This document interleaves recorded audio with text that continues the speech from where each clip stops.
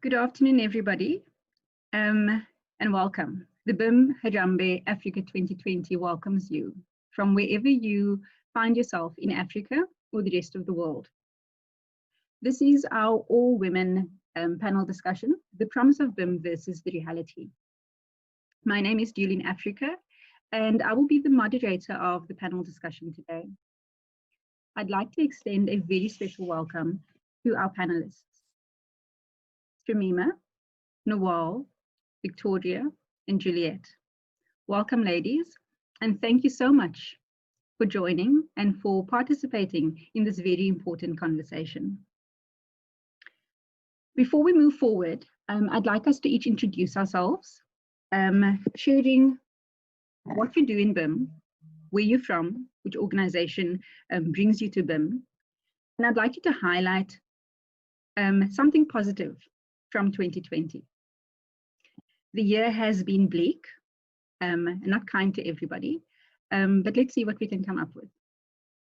I'll go first, and then I'll call on each of you, maybe in the order of your pictures. So as I said before, my name is Dewlene Africa, and I'm a BIM practitioner at SVA International, an architectural practice in South Africa. We have offices in the 3 major cities in the country, and I run all things BIM for the organization. My highlight from 2020, I'm going to make it a professional highlight, and it talks to the ability of our organization to use technology to our advantage during this lockdown period. I think we proved to be flexible and adaptable. Even though the learning is still ongoing, the benefits of opening ourselves up and taking ourselves out of our comfort zones have already been felt. And I think for almost everybody within our organization, there's so much more belief in what's possible with technology than what they believed was true when 2020 began. So even though all of the negativity, there's definitely been a huge amount of growth within our organization through this period. I'll call on Shameemah next. Hi guys, I'm Shameemah Davids. I almost wear 3 hats in a way, but formally I'm the discipline lead for the architecture department at AECO. That deals with implementing BIM standards, creating content, looking at optimizing workflows. Second to that, I also play a secondary role there where I am a multidisciplinary BIM coordinator. So that's obviously managing the digital delivery of the engineering team and the architects as well, sometimes collaborating with externals. And then thirdly, I am a part-time lecturer at the University of the Witwatersrand, and that's where I teach first, second, and third year students how to use Revit.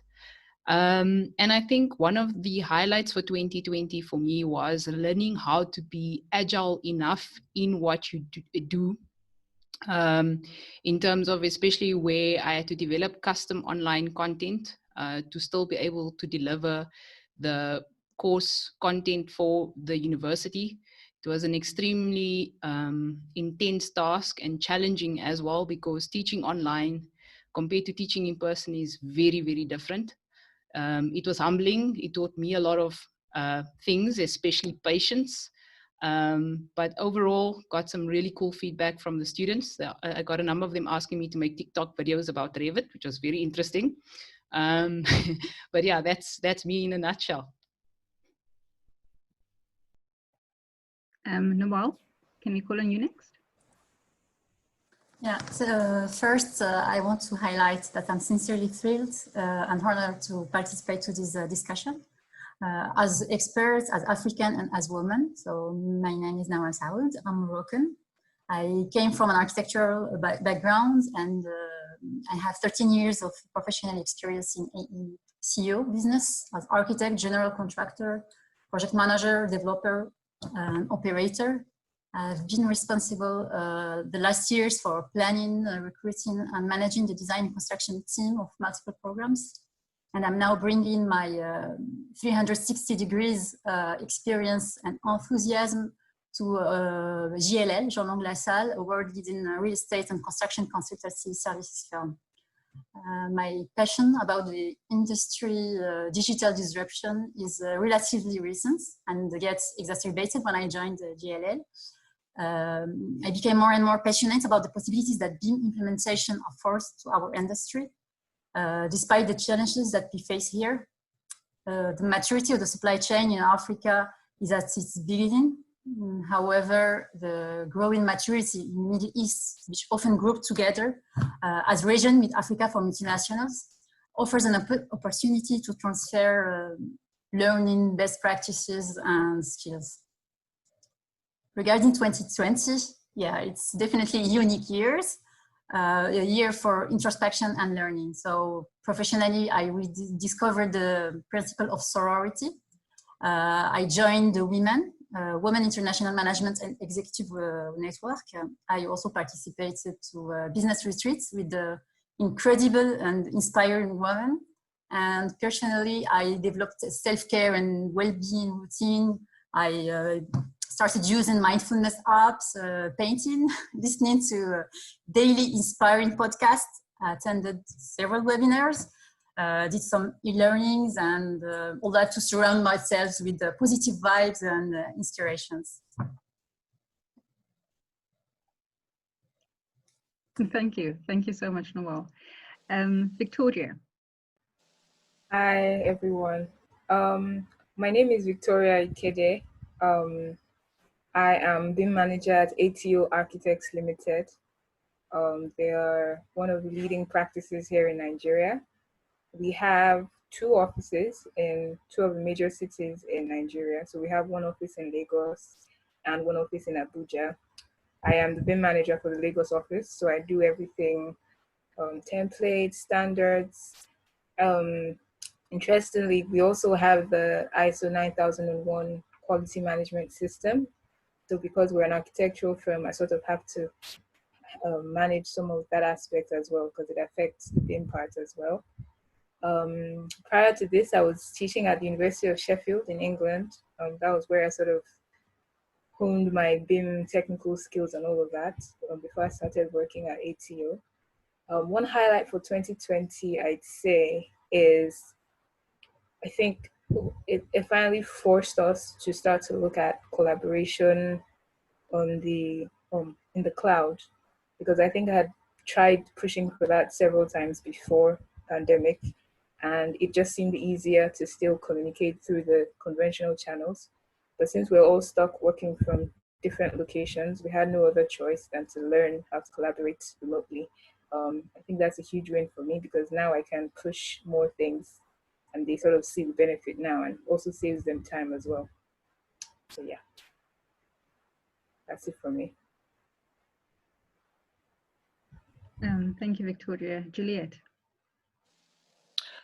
Hi everyone. Thank you for having me again. My name is Juliet Sakyi-Ansah. I am currently a PhD student at Oxford Brookes, where my research topic is on BIM, and I'm looking into how BIM can help enhance participatory approaches to development. I come from an architectural background, and so I work as a freelance architect myself, so I sole trade as well. And highlight for 2020 has been going into my 2nd year of the PhD program, and also I was doing some teaching, so like most people, having to teach online was quite interesting. And yeah, I think that's me. Thank you.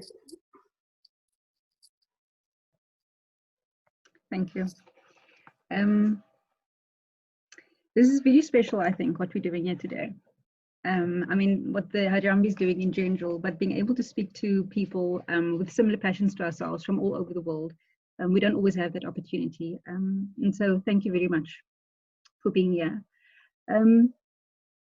I think let's get into our topic. The promise of BIM versus the reality. And it's a really great point of conversation for our industry.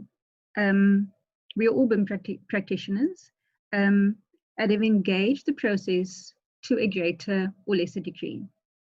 I believe that the promise of BIM lies in its believed uses and the successful delivery of the benefits. And where it doesn't deliver those, I think one might find themselves questioning the promise. Oftentimes, the projects that we set out to do as BIM projects don't pan out that way.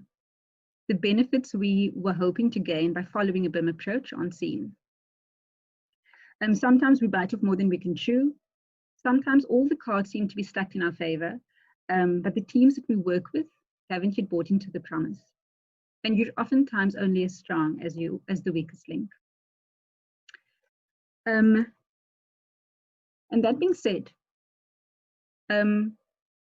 has what I describe here been your reality and your experience, where the promise of BIM shines brighter than the reality?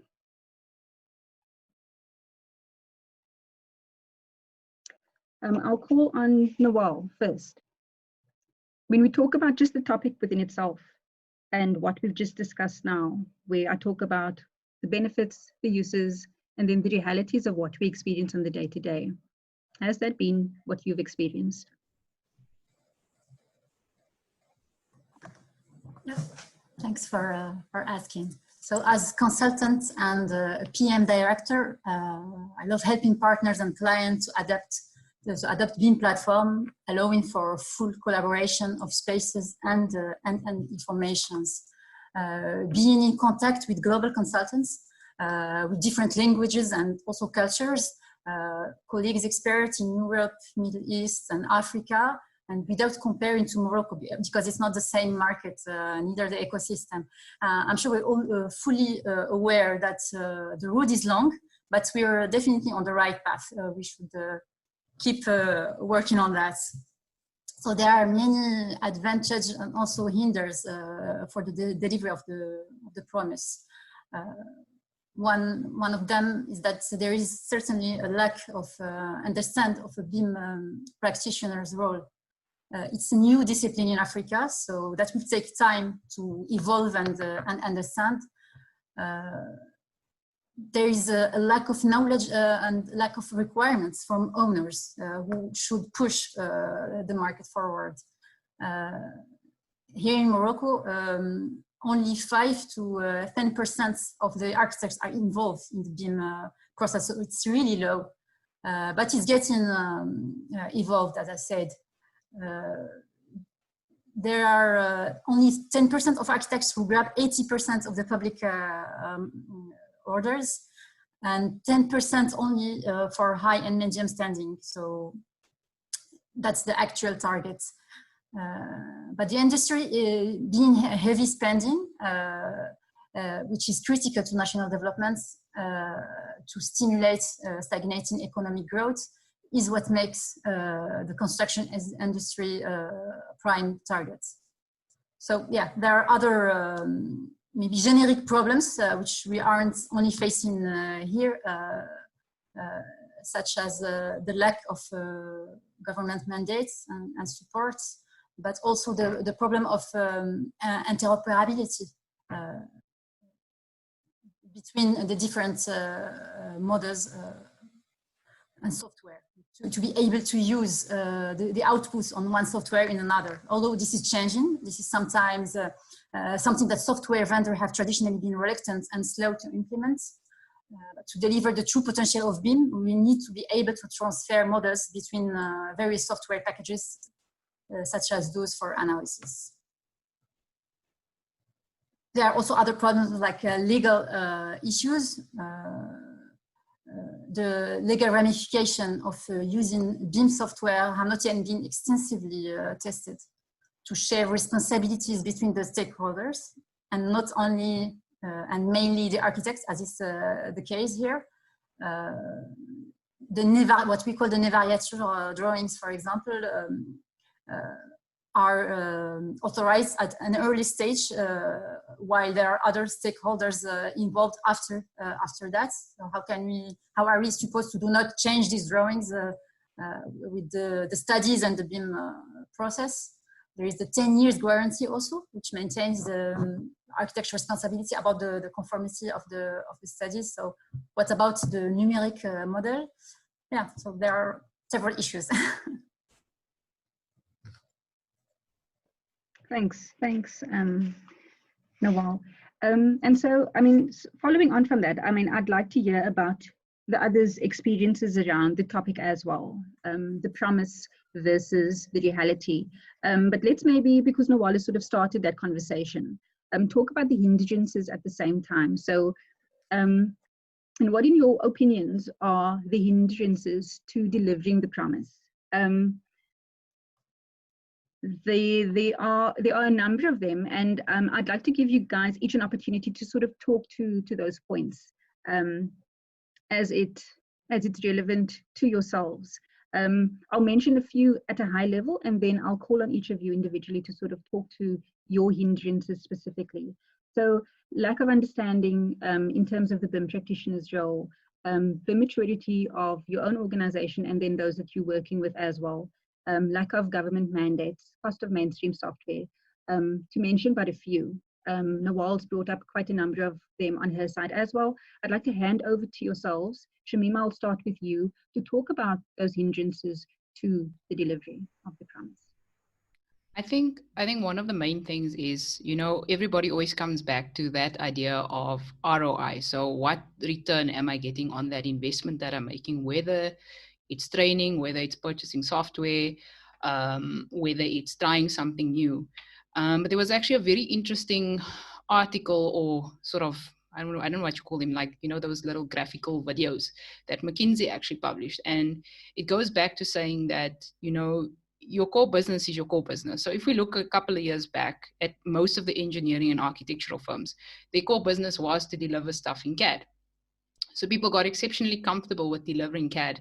But there's a certain mindset that goes with delivering a CAD type of, end product versus something like BIM.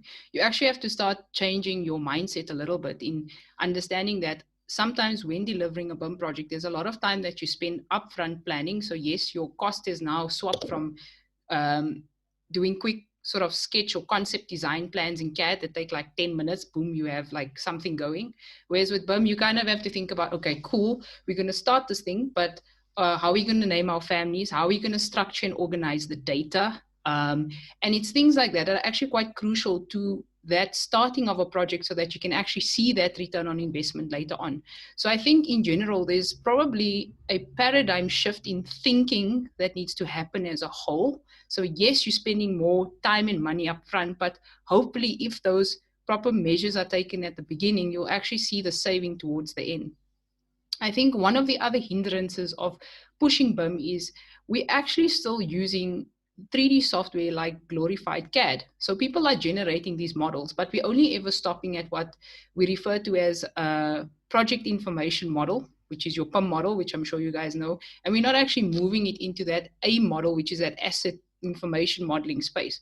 So there's still a big divide between the two. And I think until we actually start changing how we think about the setup of a BIM project, whether it's even getting people on board, getting buy-in, I think people are also just scared of change. And I think if there's anything that 2020 has taught us, it's agility and diversity. So whether you like it or not, things are going to change. And through being uncomfortable in that change is where your business is actually going to grow. So I think the sooner people actually accept that, I think the adoption will be better and there'll be sort of less hindrance. I think people are very naive if they think they're not going to encounter problems along the way. Just accept the problems, we'll deal with them, because at the end of the day, we're digital problem solvers. That is what we do. There's never going to be a perfect solution for everything. I think that's my 2 cents for now. Thank you so much for that. Juliet, would you like to add to that? Talking about your experience of the topic and then also hindrances that you have encountered through your process. Yes, I would agree. I think it's the return on investment. So I work freelance at the moment. Alongside my PhD, I pick up a few jobs, and the cost of investing in BIM, the CAD softwares like Revit, the license that you need, it's the cost of that against what you can actually get as profit trading on small, like kind of extension projects, you know, quick projects where clients are domestic clients who don't have like quite a lot of money to spend on architectural services, for example. So I think trying to move into, you know, I was used to SketchUp, you know, quick, easy, conceptual, you know, you get the drawings done and AutoCAD, but moving into BIM, because I'm trying to model now in BIM so that I can go back to the model and just have all my information in there when I move from conceptual to planning to building regulations, etc. So everything is in one. And it's just figuring out what, if I'm charging, if I'm pricing up, proposing fee quotes, how do I make sure that I don't overcharge my clients in order to get the return that I need to make business? So I'm at that stage now.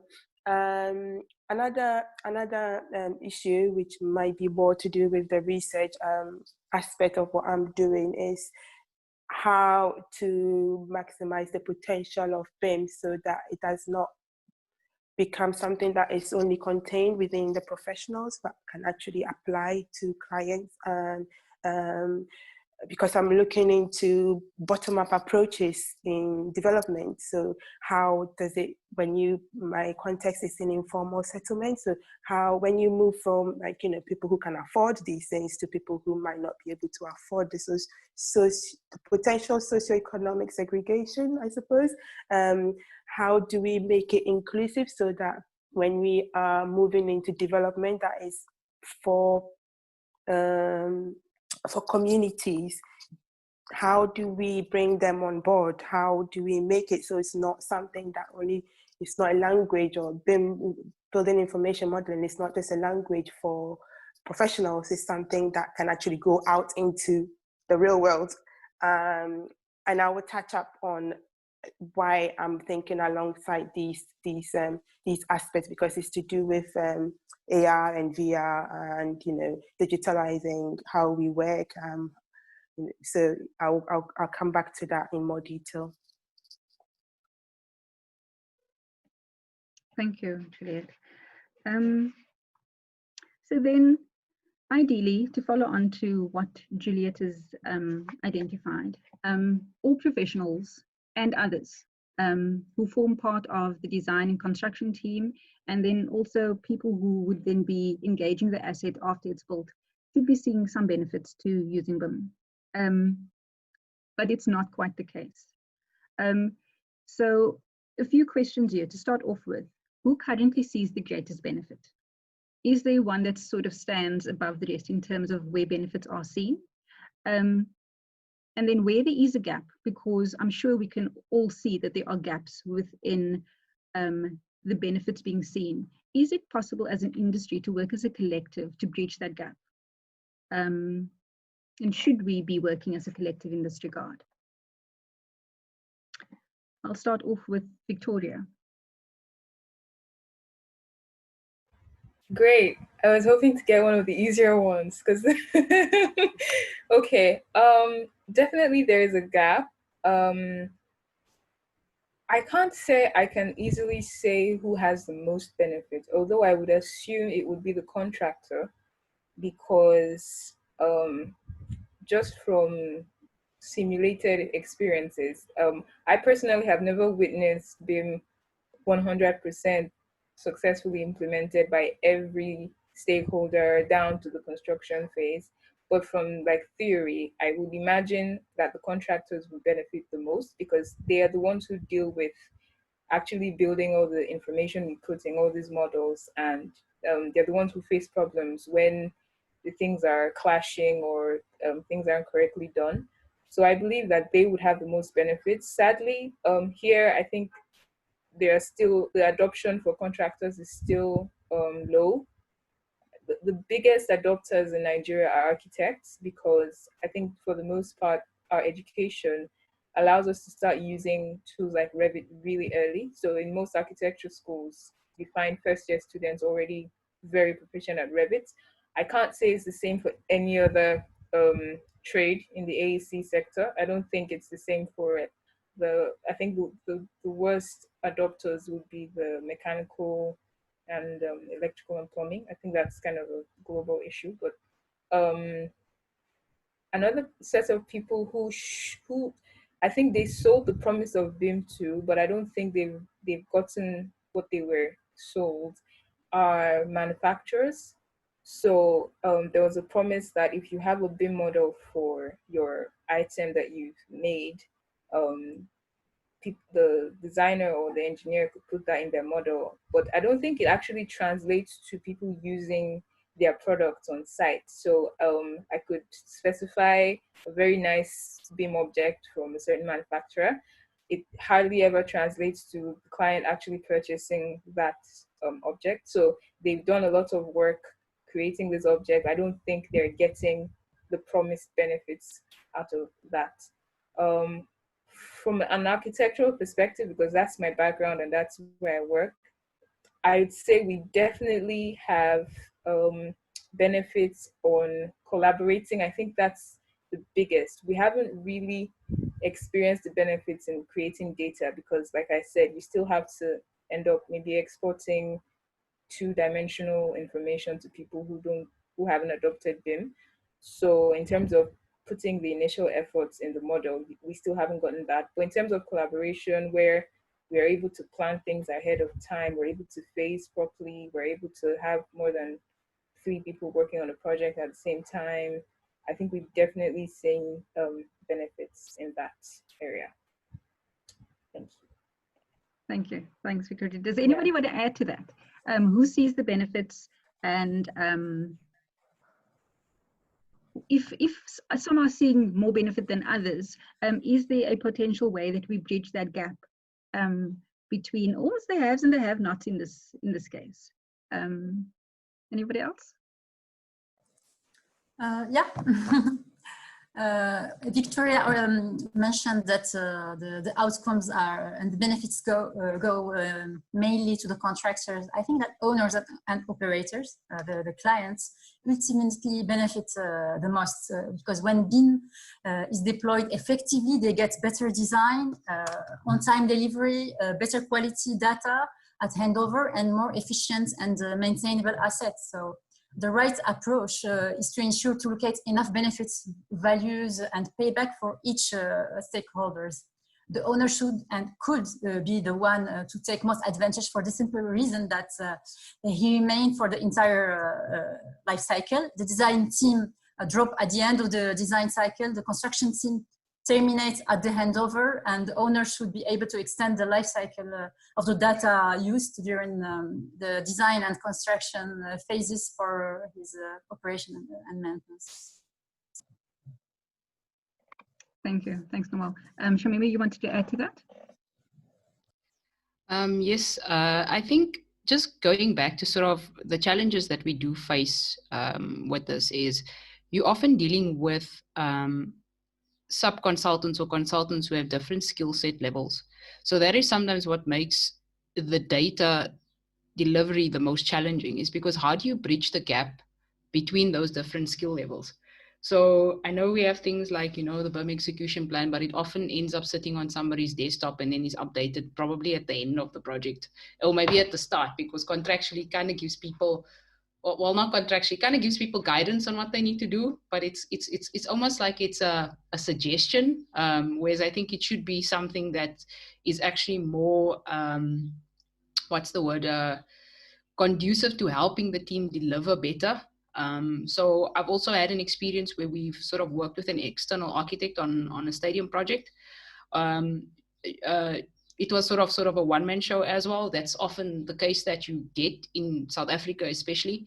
But it was kind of having to be able to budget for that time aside with delivering with a large corporate like ours and helping the architect to sort of, you know, sort of be on par with what it is that we're trying to deliver. It also required quite a bit of patience as well. But it's also that fine balance between that skills transfer and still getting the work done, because it takes additional time to be able to help that person along.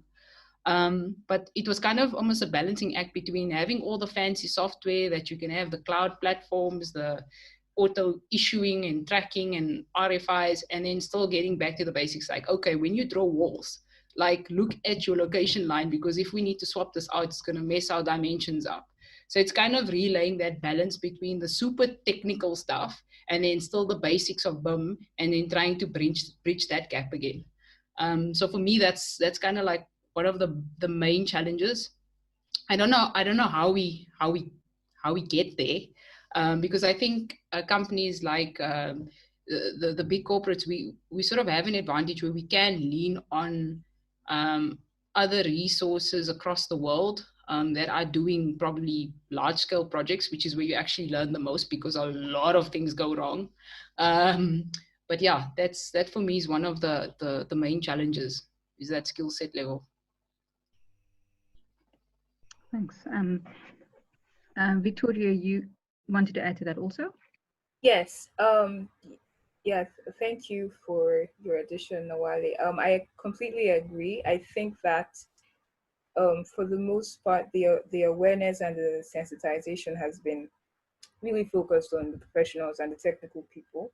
But I think that if clients get to know the cost savings that they would have on BIM, they would insist on it. And because they are like the starting point of all the things we do, it would cause a chain reaction that would force everyone else to get on board. So just wanted to say that that's possibly one of the best ways to bridge that gap.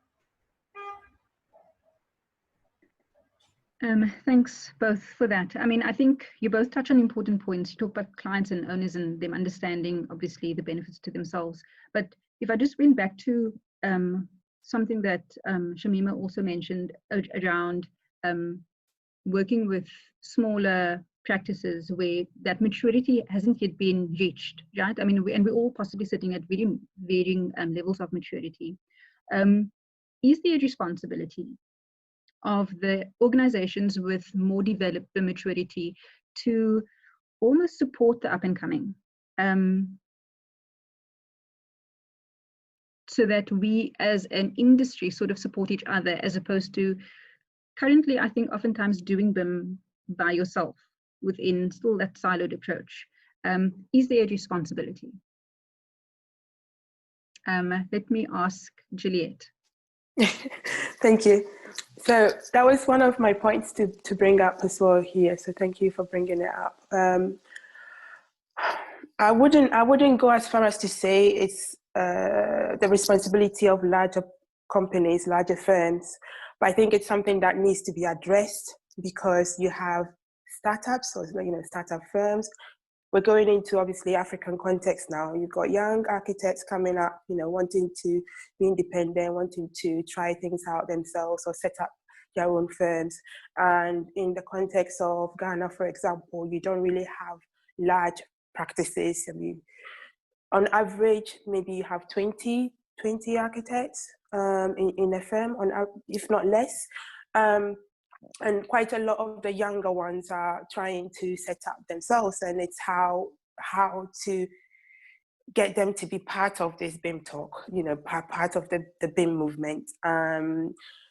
Most of the larger practices operating in Ghana might be usually are from other countries, like foreign firms.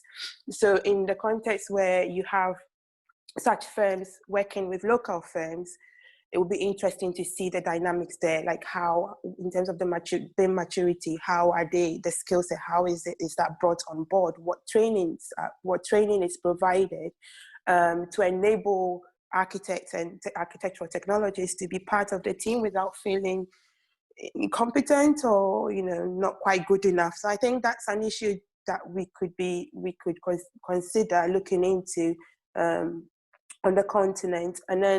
And the other part of this is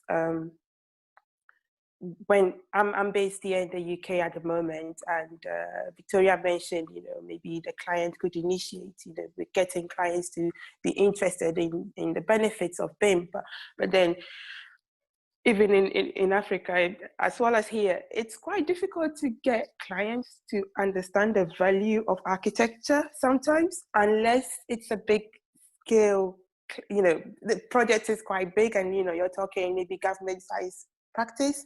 But when you're talking domestic, maybe commercial, independent commercials, or when you're working on existing buildings, the clients tend to be different. So I think looking at the difference in clients, the different types of clients, and the different scales of projects, we might be able to maybe explore, and I always go into research with this, but maybe understanding that for us to expect clients to spend X amount of money or to pay for X amount of fees, we need to know what type. We need to maybe understand the type of the project, the scale, etc. Regardless of the content. I think this is a global issue, because for me that would be one of my concerns about clients paying for architectural services or any other services. So yes, I don't know if that kind of addresses what you've mentioned. Yeah. Thanks. Thanks, Juliet. I don't know if anybody has similar experiences around. I think the client factor is a big factor, and it's a difficult one to influence as well. You sort of know it's there, but it's how do you actually tap into that? I mean, I don't know if anybody wants to add to that still. The issue around clients and how do we actually tap into them and change that, so they need to be more aware. How do we actually make them more aware, and where does that responsibility lie?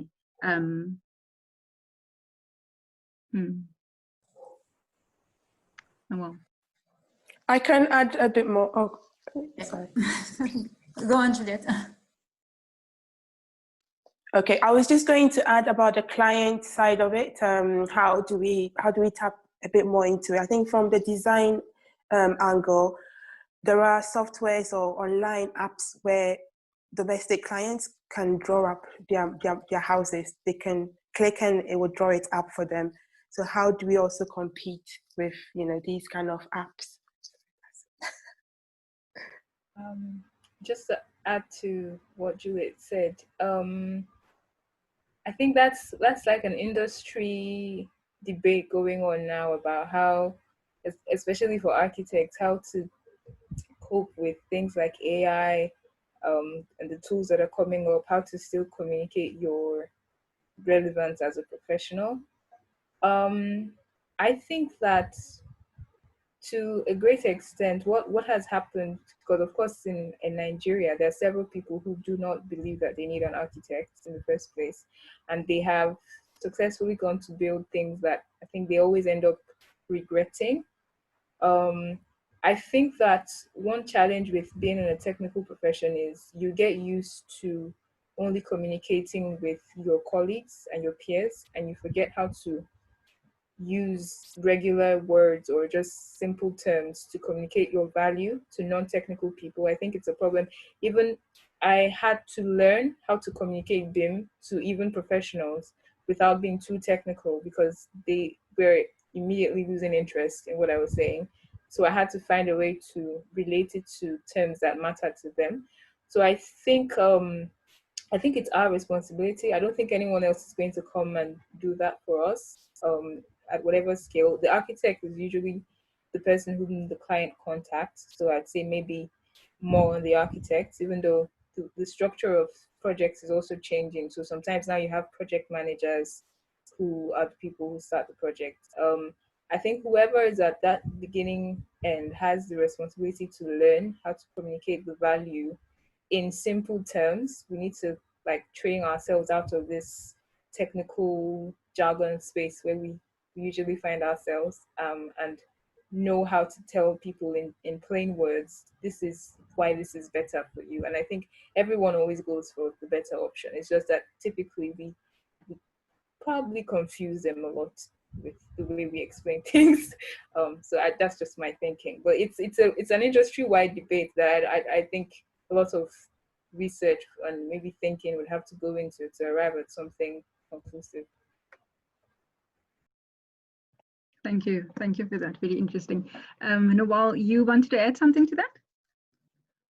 Yeah, as I want to jump on what Victoria just said, education is definitely the key, both internally and externally. So maybe holding a workshop to inform about what exactly BIM is and how it would help the team to evolve, and also inform contractors and consultants of the benefit of using BIM model, estimation, quantity, sequencing, marketing efficiency.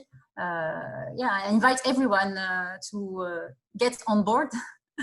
And we should also promote and enable the team to learn and utilize the platform and provide them the confidence that BIM allow information management, and provide also the tools for that, computers and softwares.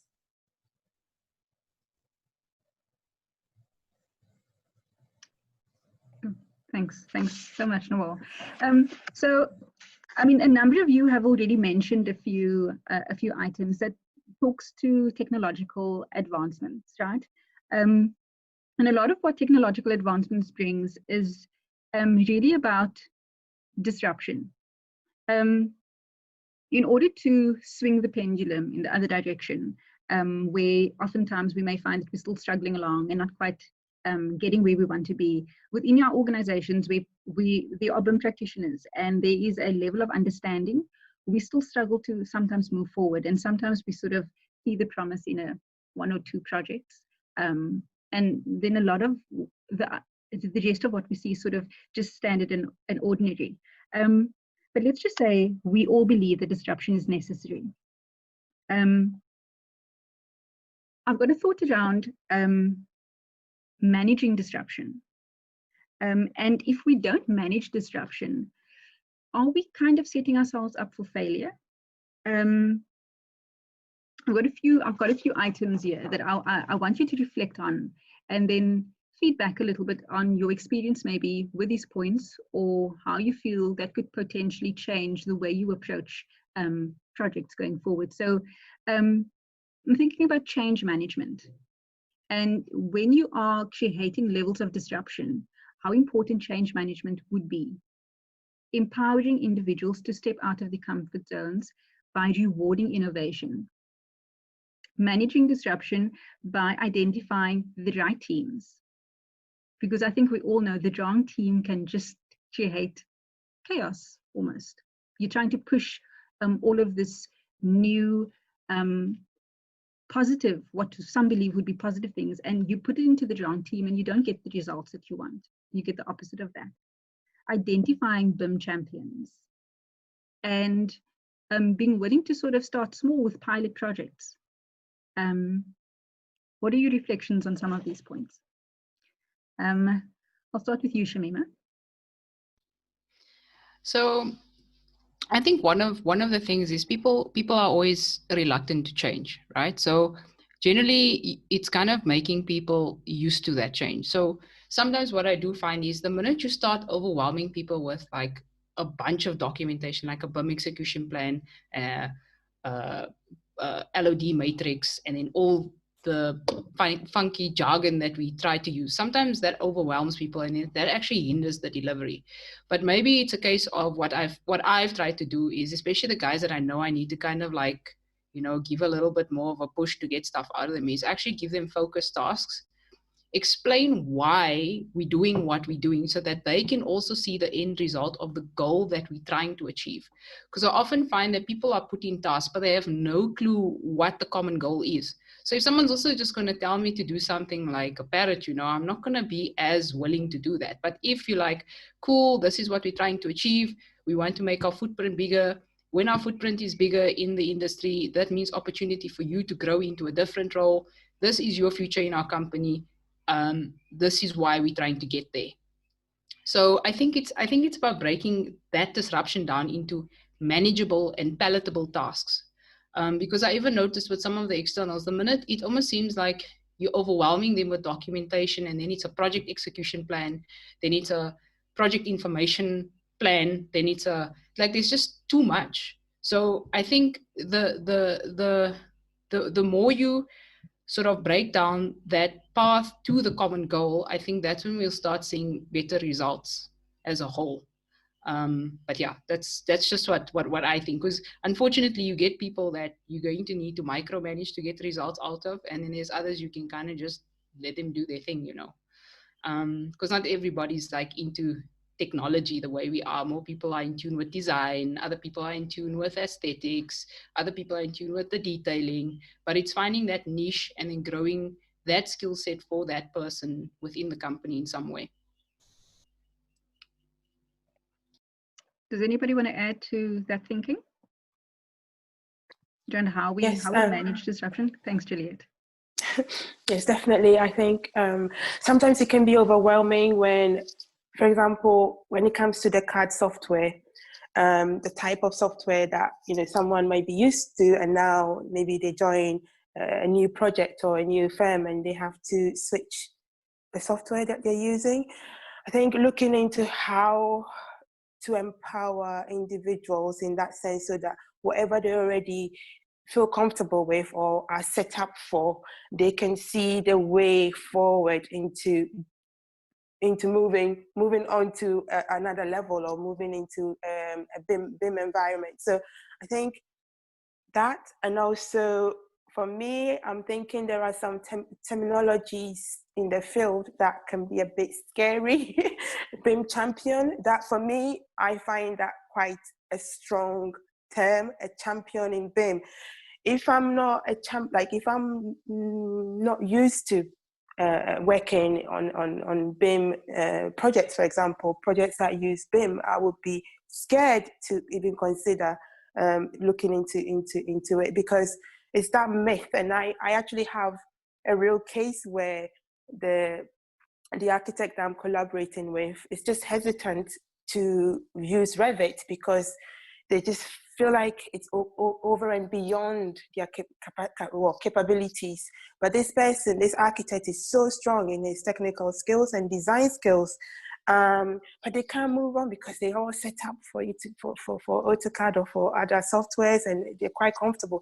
At the same time, there's that feeling that if they don't jump onto it now, they will become extinct. Their skills or talent will become extinct. So it's that balance between this. It's almost like this myth about BIM has been created, BIM managers, BIM champions, BIM experts. But I think it should be actually like just a language for designers, for engineers, for contractors to use. That doesn't exclude certain professionals within the same practice from jumping onto it. I don't know if that's coming across. That's my frustration anyway. That's my concern about these terminologies that we're using. And I think that actually excludes people from being experts or being champions or being, I think everybody could potentially fulfill whatever roles that they have within the firm or in the practice to deliver, if we reconsider the terminologies we're using. I mean, and it's an interesting one, because I think oftentimes, also in the larger organizations, identifying the right person sort of becomes quite important. But when you're going it alone, then you are the champion. And whether or not you feel like the champion, you still are that person, because you're going it alone. I think really interesting points that have come out there. So I want to offset. Right, we've spoken about a number of things, and I want to offset two areas of them. I've sort of just created these two different areas. Of course, there are many, but I want to look specifically at technological advancements versus what I'm terming for now the BIM basics.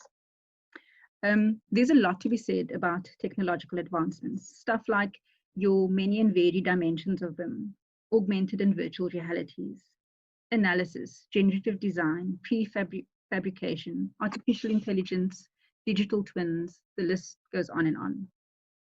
Versus the basics, your BIM execution planning, getting that right, organizational standards and protocols, as well as protocols and standards that talk to your authoring tools, basic training. And there are a number of other items that sit under this basic list.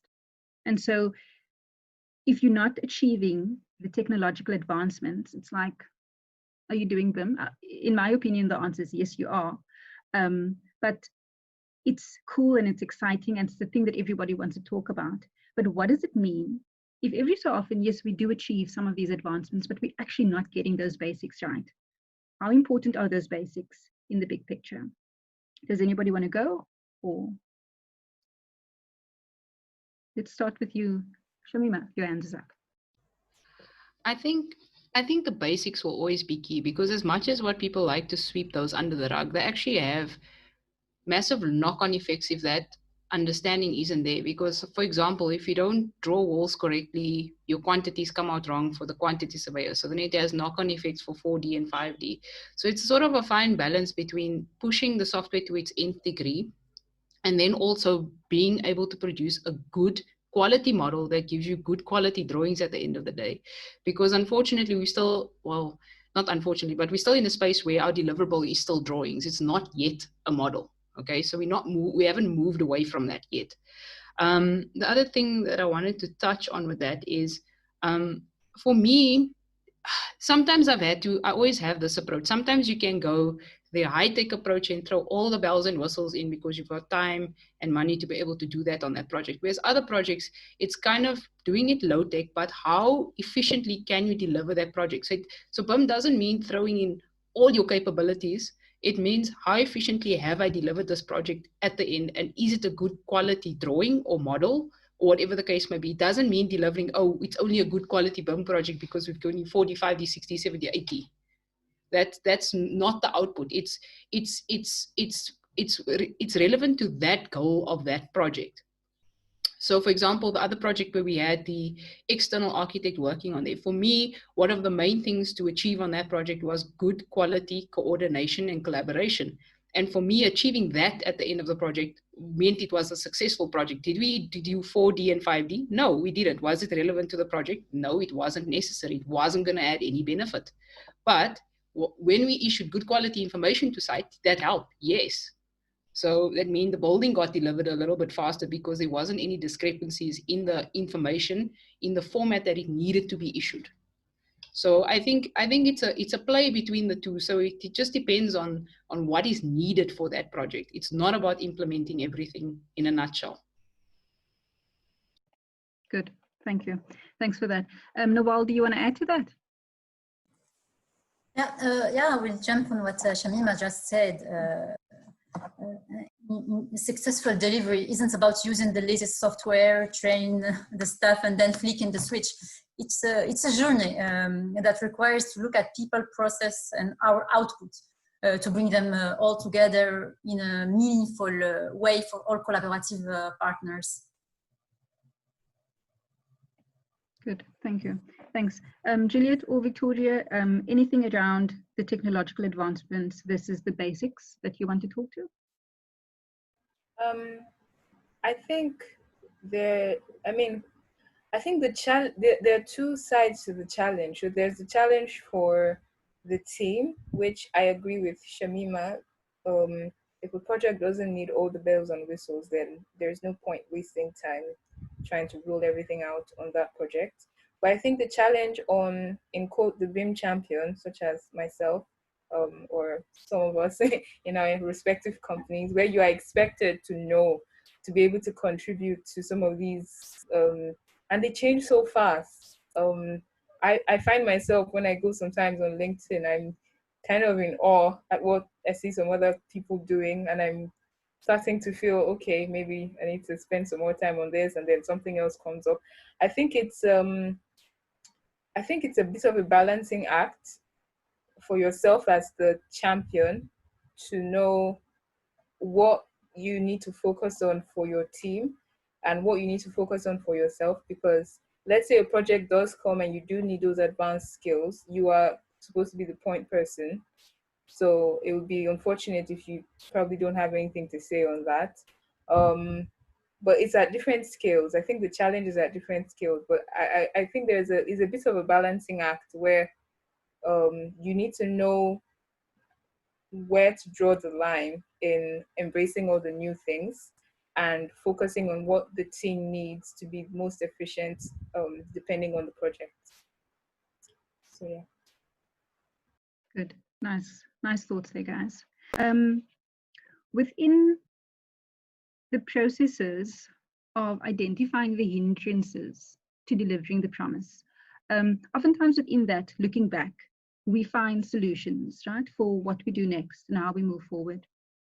And I'd like you each to sort of take a moment to think about projects that were more successful in your experience than others, and almost highlight what made those projects different.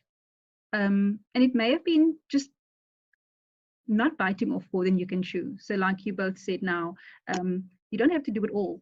Sometimes it's about just doing the right amount, and that's what makes it more successful. So I want you just to go back, think about a project or two.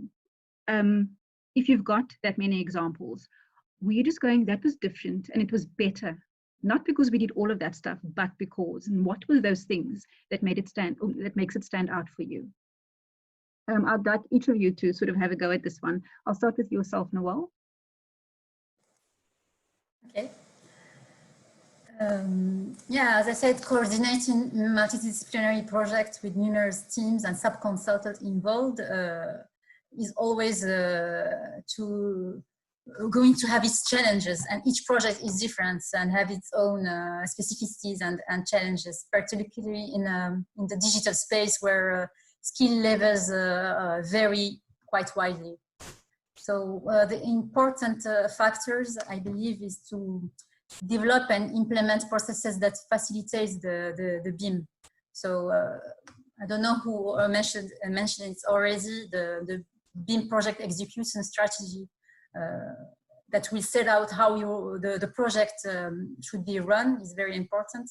The team structure to define roles and responsibilities, training, we already discussed about it, the tool selections, regular collab meetings, and setting the correct policies and procedures in place early on, and to do not hesitate to update and change it regularly with the life cycle of the project.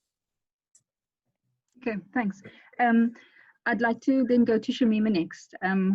Those things that stand out to you, that makes for a successful project. I think I'm going to just start off quickly with something that made a project once that I worked on very unsuccessful. So we ended up taking over a project and we got handed a bucket load of documentation. So all the project execution, everything you can think of was like there with like tables and tables of stuff. So already just starting off a project like that, you seriously overwhelmed. Even myself being sort of the BIM lead from the South African side on that project, it was incredibly difficult for me to keep a handle on all of that stuff to make sure that we compliant, because sometimes working with the Middle East, for example, your client is your contractor, and that is a whole other ballgame. So it becomes a very interesting dynamic where they've put specific things in a model there that you need to comply with. So sometimes also you're getting people who are writing those sort of execution, I'm going to call them execution everything. So I'm talking BIM execution plan, project execution plan, whatever the case may be. They sometimes write it from a theoretical perspective, and it's not practical to project delivery because you're worrying too much about ticking tick boxes than what your actual quality of modeling is.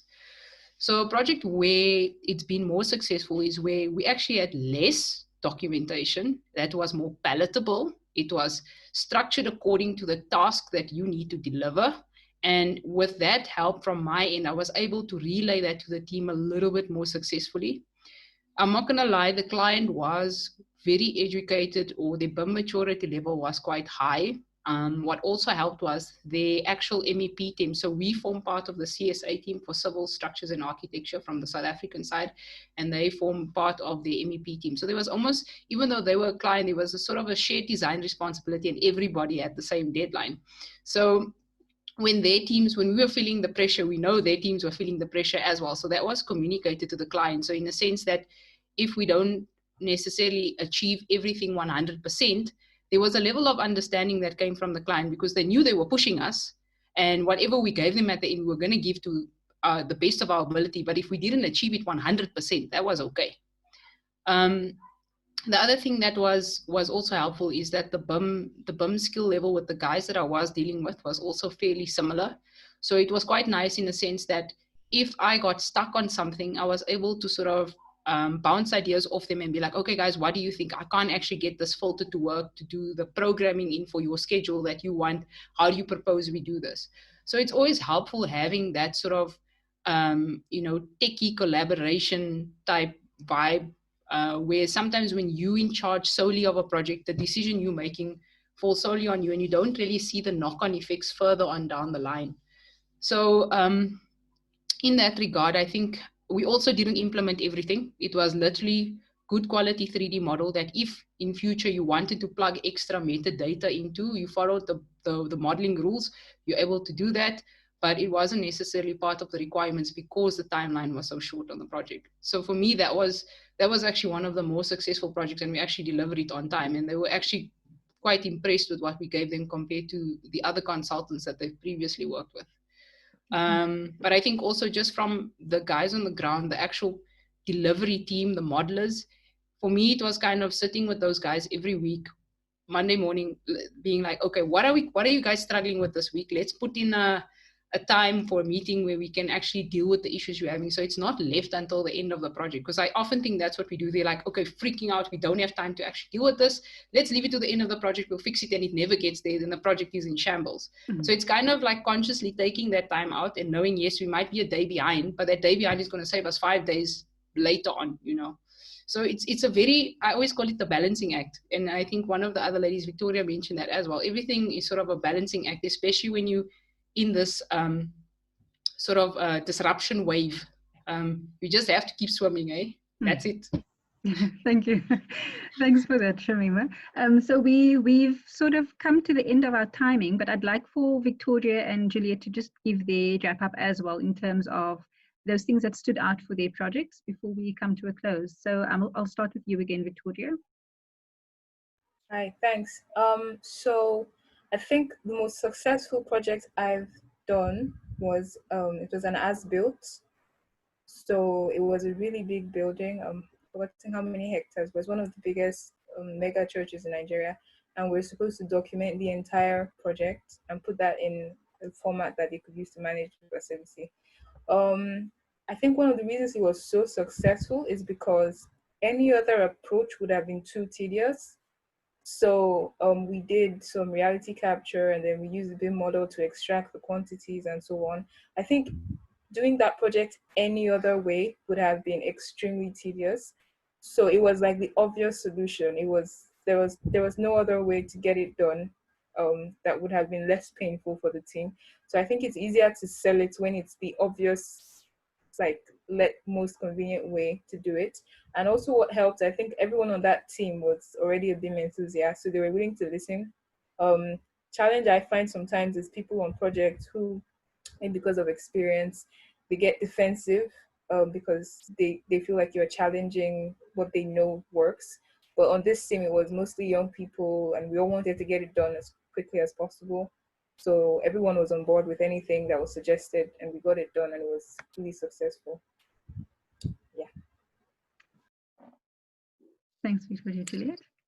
Okay, so I will just add to that, Victoria.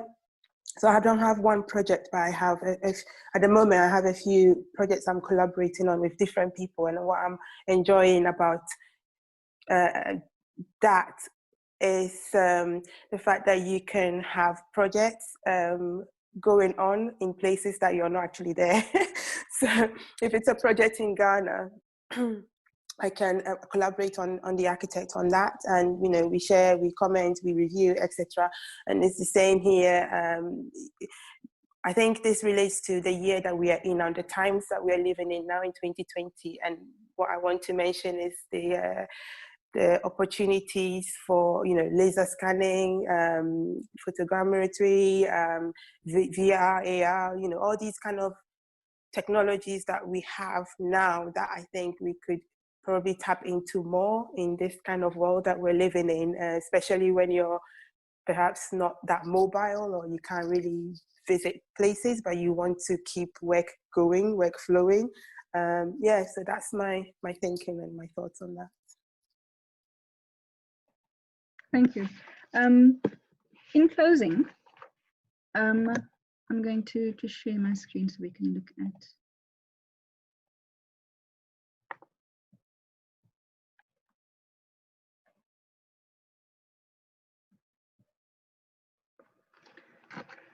I want to end up just looking at this slide again, where we possibly look at all of these things as that sits inside this word cloud as the promise as well as the reality. And just a few thoughts around what has come out of our discussions today. What's clear is that we are going through many similar experiences.